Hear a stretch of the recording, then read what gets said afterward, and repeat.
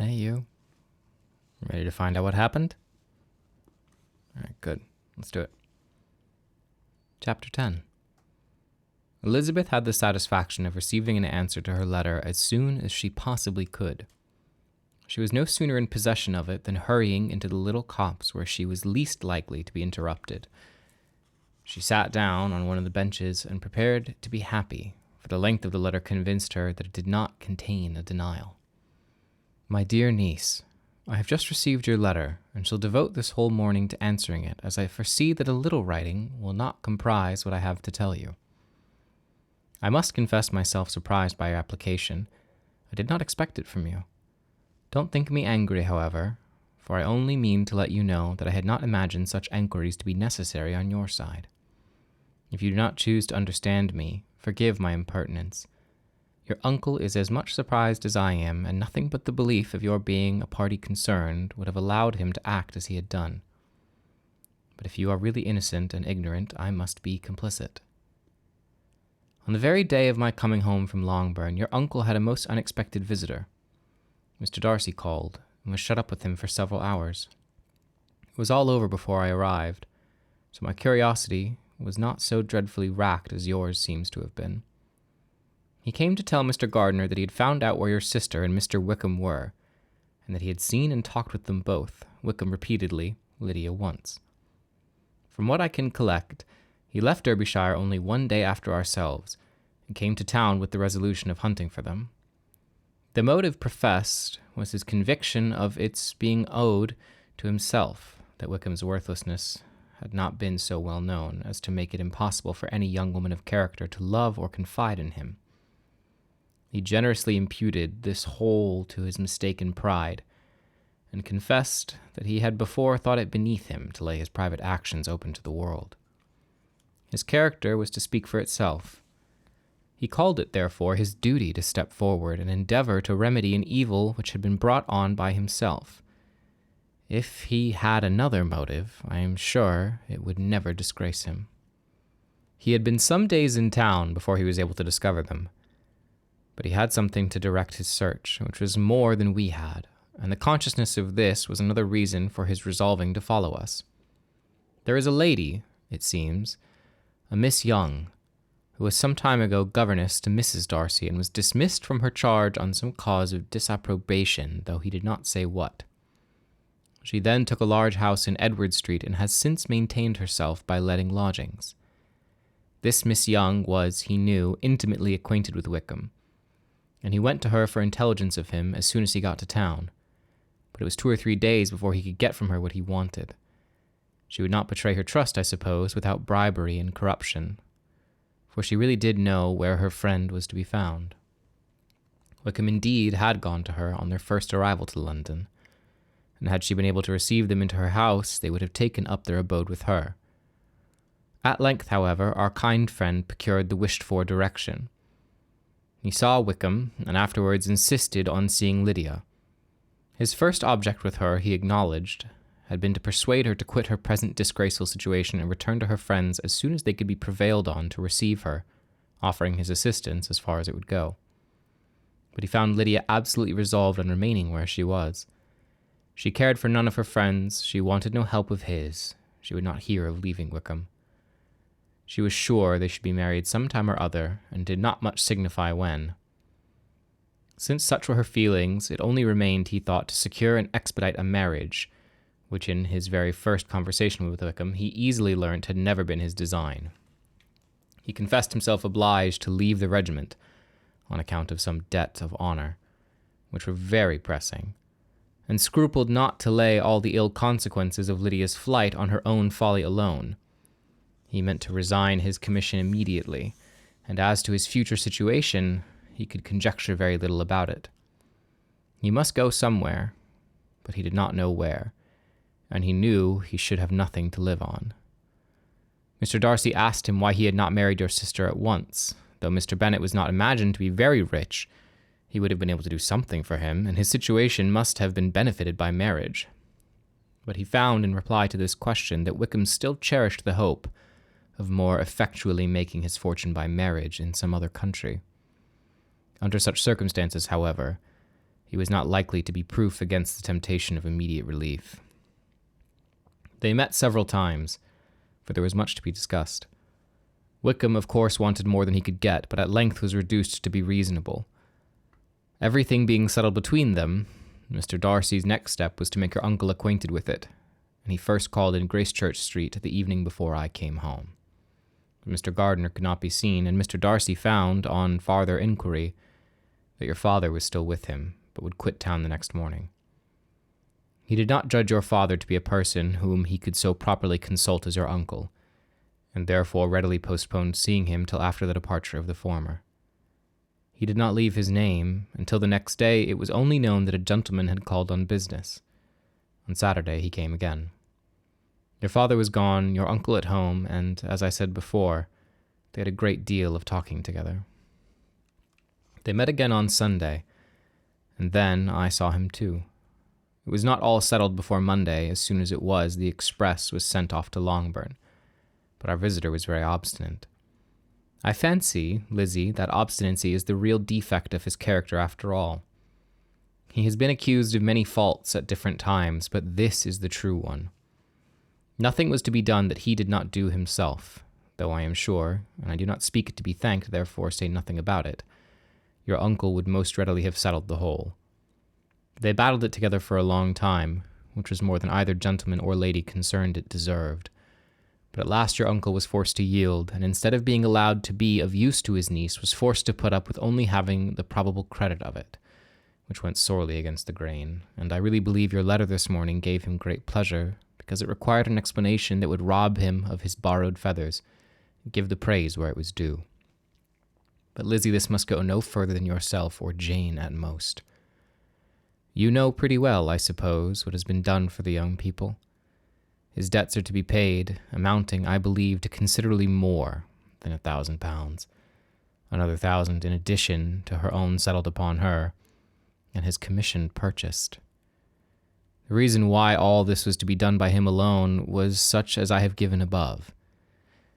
It was owing to him, to his reserve and want of proper consideration, that Wickham's character had been so misunderstood, and consequently that he had been received and noticed as he was. Perhaps there was some truth in this, though I doubt whether his reserve or anybody's reserve can be answerable for the event. But in spite of all this fine talking, my dear Lizzie, you may rest perfectly assured that your uncle would never have yielded if we had not given him credit for another interest in the affair.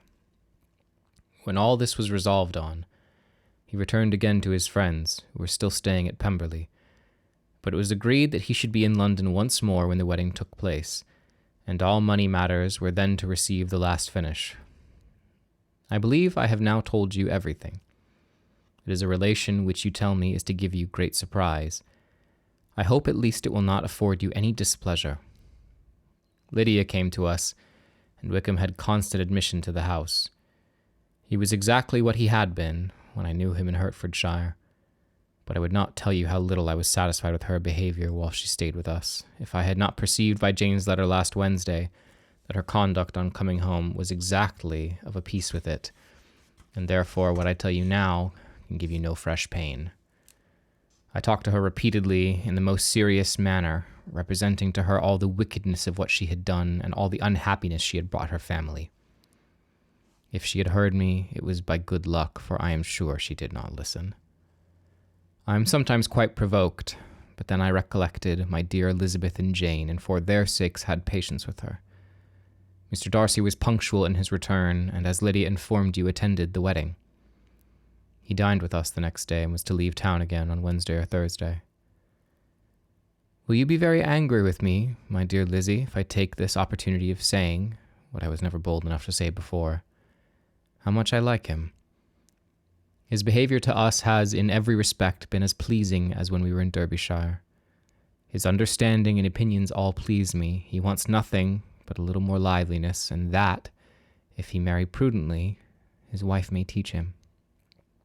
I thought him very sly. He hardly ever mentioned your name.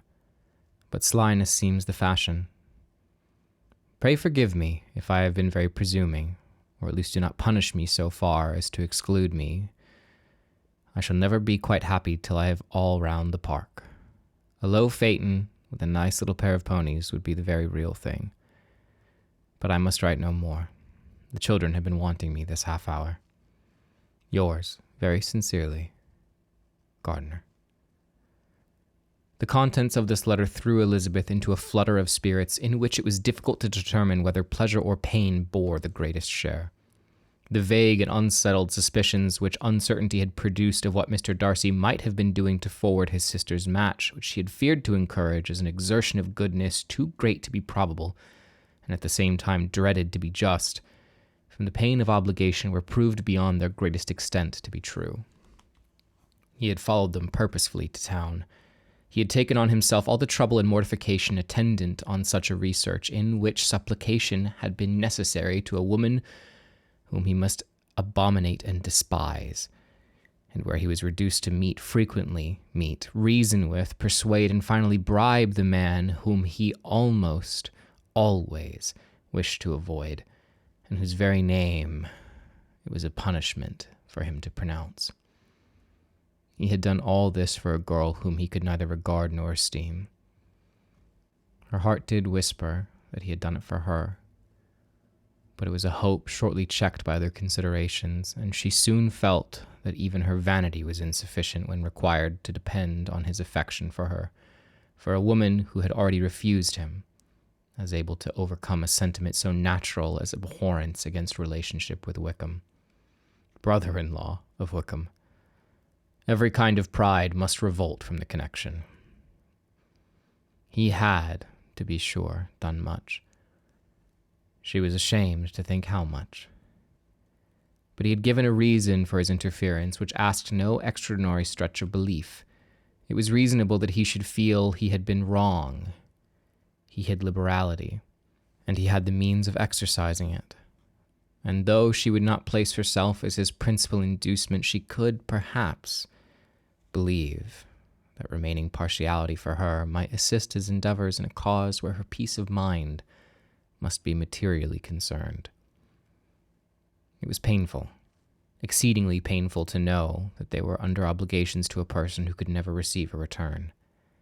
They owed the restoration of Lydia, her character, everything to him. Oh, how heartily did she grieve over every ungracious sensation she had ever encouraged, every saucy speech she had ever directed towards him. For herself she was humbled, but she was proud of him. Proud that in a case of compassion and honor, he had been able to get the better of himself. She read over her aunt's commendation of him again and again. It was hardly enough, but it pleased her. She was even sensible of some pleasures, though mixed with regret on finding how steadfastly both she and her uncle had been persuaded that affection and confidence subsisted between Mr. Darcy and herself. She was roused from her seat, her reflections, by someone's approach, and before she could strike into another path, she was overtaken by Wickham. "I'm afraid I interrupt your solitary ramble, my dear sister," said he as he joined her.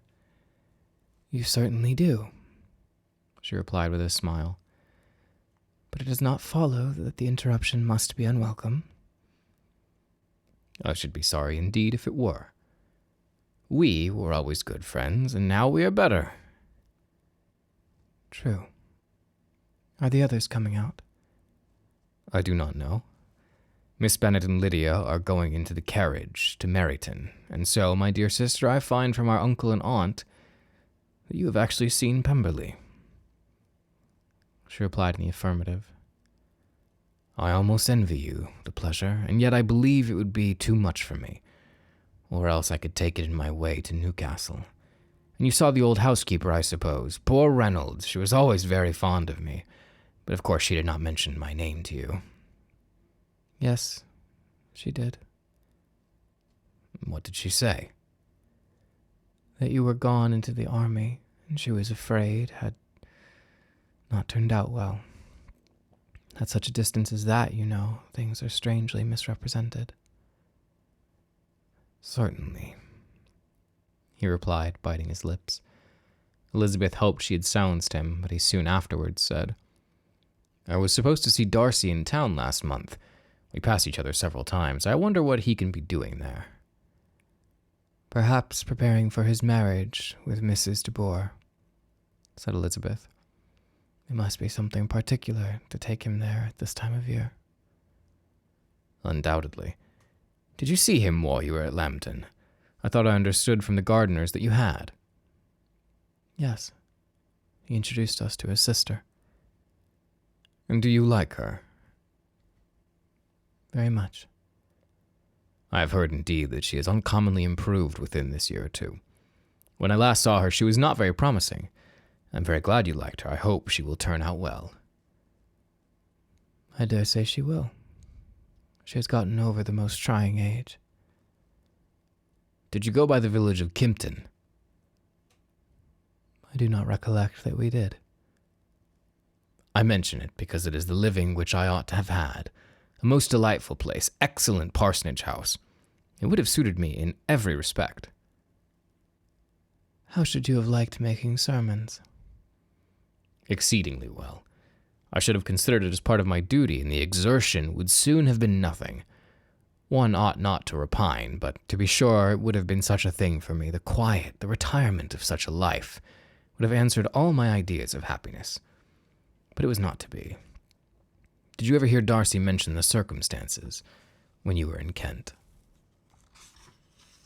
I have heard from authority, which I thought as good, that it was left to you conditionally only, and at the will of the present patron. You have. Yes, there was something in that. I told you so from the first, you may remember. I did hear, too, that there was a time when sermon-making was not so palatable to you as it seems to be at present, that you actually declared your resolution of never taking orders, and that the business had been comprised accordingly. You did, and it was not wholly without foundation. You may remember what I told you on that point when we first talked of it. They were now almost at the door of the house, for she had walked fast to get rid of him, and unwilling for her sister's sake to provoke him, she said only in reply, with a good-humored smile, "Come, Wickham, we are brother and sister, you know. Do not let us quarrel about the past. In future, I hope we shall always be of one mind." She held out her hand. He kissed it with affection, gallantry, though he hardly knew how to look. And they entered the house. Chapter 11. Mr. Wickham was so perfectly satisfied with this conversation that he never again distressed himself or provoked his dear sister Elizabeth by introducing the subject of it, and she was quite pleased to find that she had said enough to keep him quiet. The day of his and Lydia's departure soon came, and Miss Bennet was forced to submit to the separation which, as her husband by no means entered into the scheme of all their going to Newcastle, was likely to continue at least a 12-month. "Oh, my dear Lydia," she cried, "when shall we meet again?" "Oh, Lord, I don't know. Not these 2 or 3 years, perhaps." "Write to me very often, my dear." "As often as I can. But you know married women have never much time for writing. My sisters may write to me. They will have nothing else to do." Mr. Wickham's adieux were much more affectionate than his wife's. He smiled, looked handsome, and said many pretty things. "He is fine as a fellow," said Mr. Bennet as soon as they were out of the house, "as I ever saw. He simpers and smirks and makes love to us all. I am prodigiously proud of him. I defy even Sir William Lucas himself to produce a more valuable son-in-law." The loss of her daughter made Miss Bennet very dull for several days. "I often think," said she, "that there is nothing so bad as parting with one's friends. One seems so forlorn without them." "This is the consequence, you see, madam, of marrying a daughter," said Elizabeth. "It must make you better satisfied that your other 4 are single." "It is no such thing. Lydia does not leave me because she is married, but only because her husband's regiment happens to be so far off. If that had been nearer, she would not have gone so soon." But the spiritless condition which this event threw her into was shortly relieved, and her mind opened again to the agitation of hope by an article of news which then began to be in circulation. The housekeeper at Netherfield had received orders to prepare for the arrival of her master, who was coming down in a day or two to shoot there for several weeks. Miss Bennet was quite in fidgets. She looked at Jane and smiled, and shook her head by turns. Well, well, and so Mr. Bingley is coming down, sister. For so much the better. Not that I care about it, though. He is nothing to us, you know, and I am sure I never want to see him again. But, however, he is very welcome to come to Netherfield if he likes it. And who knows what may happen? But that is nothing to us. You know, sister, we agreed long ago to never mention a word about it. And so is it quite certain he is coming? You may depend on it, replied the other. For Miss Nichols was in Meryton last night. I saw her passing by and went out myself on purpose to know the truth of it, and she told me that it was certain true. He comes down on Thursday at the latest, very likely on Wednesday. She was going to the butcher's, she told me, on purpose to order some more meat on Wednesday. And she has got 3 couple of ducks just fit to be killed. Mrs. Bennet would not be able to hear of his coming without changing color.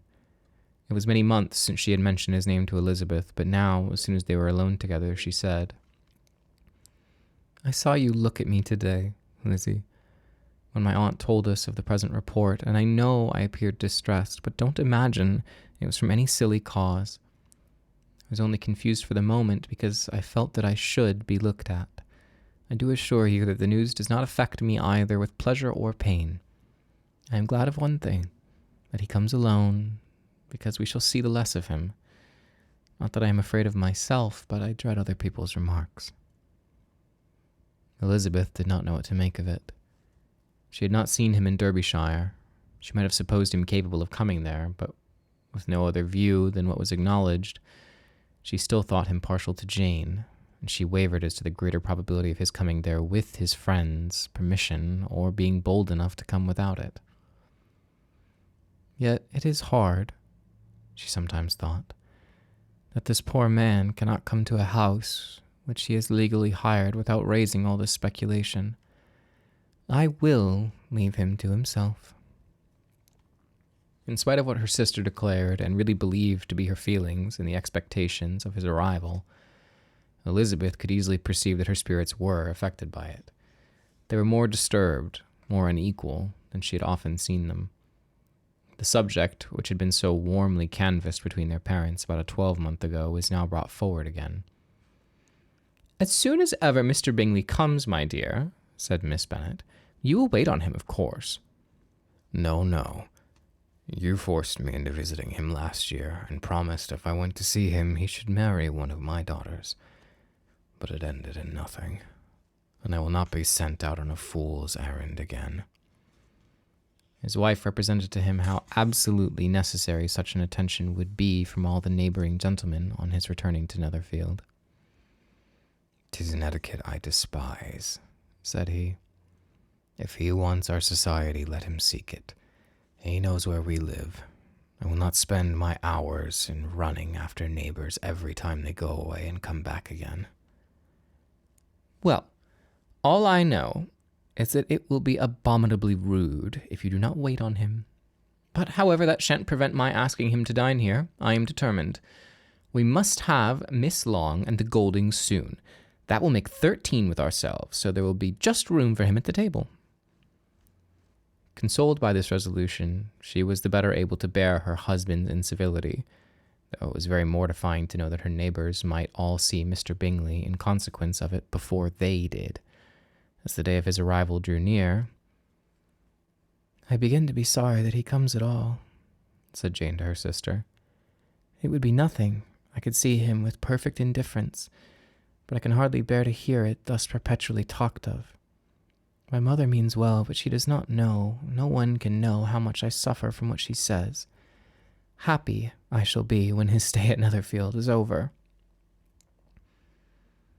I wish I could say anything to comfort you, replied Elizabeth, but it is wholly out of my power.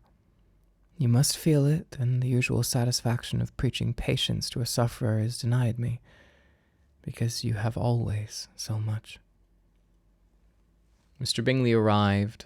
Miss Bennet, through the assistance of servants, contrived to have the earliest tidings of it, that the period of anxiety and fretfulness on her side might be as long as it could.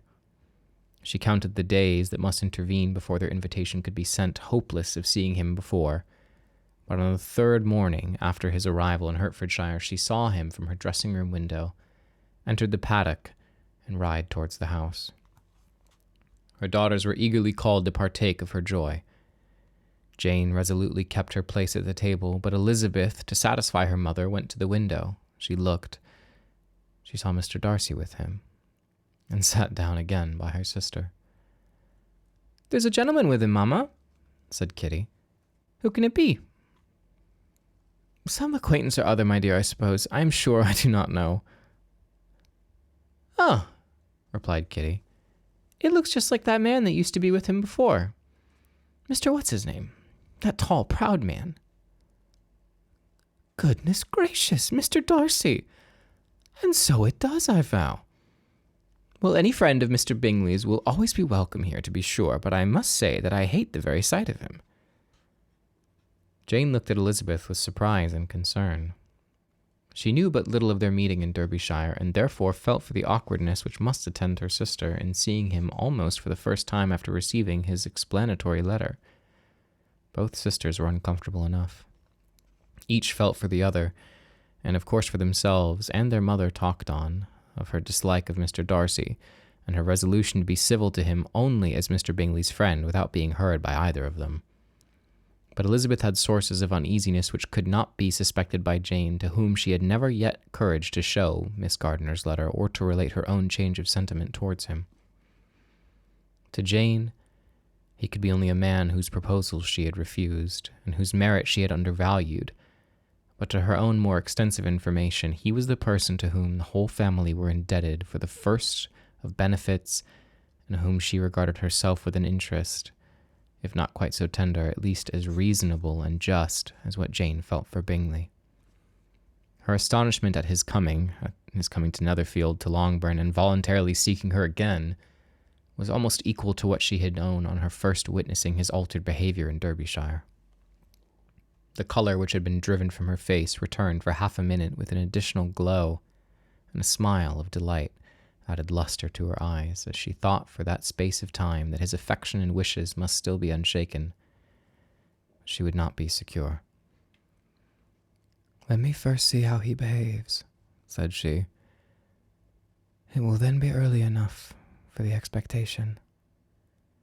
She sat intently at work, striving to be composed, and without daring to lift up her eyes, till anxious curiosity carried them to the face of her sister, as the servant was approaching the door. Jane looked a little paler than usual, but more sedate than Elizabeth had expected. On the gentleman's appearing, her color increased, yet she received them with tolerable ease, and with a propriety of behavior equally free from any symptom of resentment or any unnecessary complaisance. Elizabeth said as little to either as civility would allow, and sat down again to her work with an eagerness which did not often command. She had ventured only one glance at Darcy. He looked serious as usual, and she thought more, as he had been used to look in Hertfordshire, than as she had seen him at Pemberley. But perhaps he could not in her mother's presence be what he was before her aunt and uncle. It was a painful, but not an improbable conjecture. Bingley she had likewise seen for an instant, and in that short period saw him looking both pleased and embarrassed. He was received by Miss Bennet with a degree of civility which made her two daughters ashamed, especially when contrasted with the cold and ceremonious politeness of her curtsy and address to his friend. Elizabeth, particularly, who knew that her mother owed to the latter the preservation of her favorite daughter from irremediable infamy, was hurt and distressed to a most painful degree by a distinction so ill applied.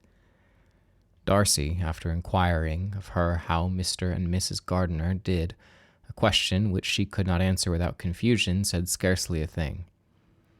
He was not seated by her. Perhaps that was the reason of his silence, but it had not been so in Derbyshire.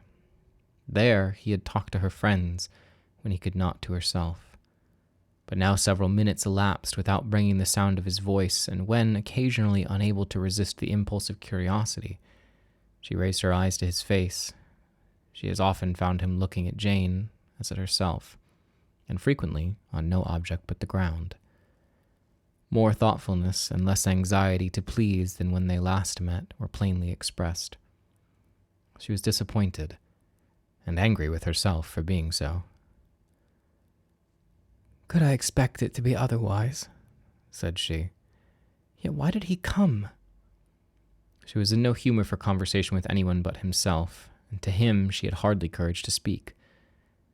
She inquired after his sister, but could do no more. "It's been a long time, Mr. Bingley, since you went away," said Miss Bennet. He readily agreed to it. "I began to be afraid you would never come back again. People did say you meant to quit the place entirely, but, however, I hope it is not true. A great many changes have happened in the neighborhood since you went away. Mrs. Lucas is married and settled, and one of my own daughters, I suppose you must have heard of it. Indeed, you must have seen it in the papers. It was in the Times and the Courier, I know, though it was not put in as it ought to be. It was only said, lately, George Wickham, to Mrs. Lydia Bennet, without there being a syllable said of her father or the place where she lived or anything. It was my brother Gardiner's drawing up, too, and I wonder how he came to make such an awkward business of it. Did you see it?" Bingley replied that he did, and made his congratulations. Elizabeth dared not lift up her eyes. How Mr. Darcy looked, therefore, she could not tell. "It was a delightful thing, to be sure, to have a daughter well married," continued her mother. "But at the same time, Mr. Bingley, it is very hard to have her taken such away from me. They are gone down to Newcastle, a place quite northward, it seems, and there they are to stay, I do not know how long.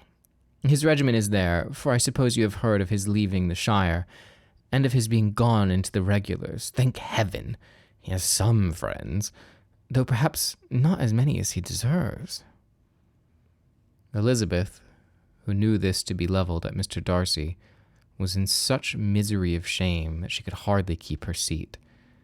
It drew from her, however, the exertion of speaking, which nothing else had so effectually done before, and she asked Bingley whether he meant to make any stay in the country at present.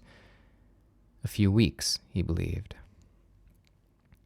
"When you've killed all your own birds, Mr. Bingley," said her mother, "I beg you will come here and shoot as many as you please on Mr. Bennet's manor. I am sure he will be vastly happy to oblige you, and will save all the best of the coveys for you." Elizabeth's misery increased at such unnecessary, such officious attention. Were the same fair prospect to arise at present as had flattered them a year ago, everything, she was persuaded, would be hastening to the same vexatious conclusion. At that instant she felt that years of happiness could not make Jane or herself amends for moments of such painful confusion. "The first wish of my heart," she said to herself, "is never more to be in company with either of them. Their society can afford no pleasure that will atone for such wretchedness as this. Let me never see either one of them ever again." Yet the misery, for which years of happiness were to offer no compensation, received soon afterwards material relief from observing how much the beauty of her sister rekindled the admiration of her former lover. When first he came in, he had spoken to her but little, but every 5 minutes seemed to be giving her more of his attention. He found her as handsome as she had been last year, as good-natured, as unaffected, though not quite so chatty.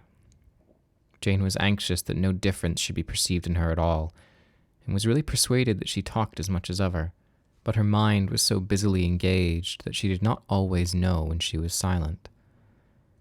When the gentlemen rose to go away, Miss Bennet was mindful of her intended civility, and they were invited and engaged to dine at Longbourn in a few days' time. "You are quite a visit in my debt, Mr. Bingley," she added, "for when you went to town last winter, you promised to take a family dinner with us as soon as you returned. I have not forgotten, you see, and I assure you I was very much disappointed that you did not come back and keep your engagement." Mr. Bingley looked a little silly at this reflection, and said something of his own concern at having been prevented by business, then went away. Miss Bennet had been strongly inclined to ask them to stay and dine there that day, but though she always kept a very good table, she did not think anything less than 2 courses could be good enough for a man on whom she had such an anxious design, or satisfy the appetite and pride of one who had 10,000 a year. Uh-oh. I think we're in the home stretch. No, come on. I've already done extra. Close your eyes. We'll be back soon.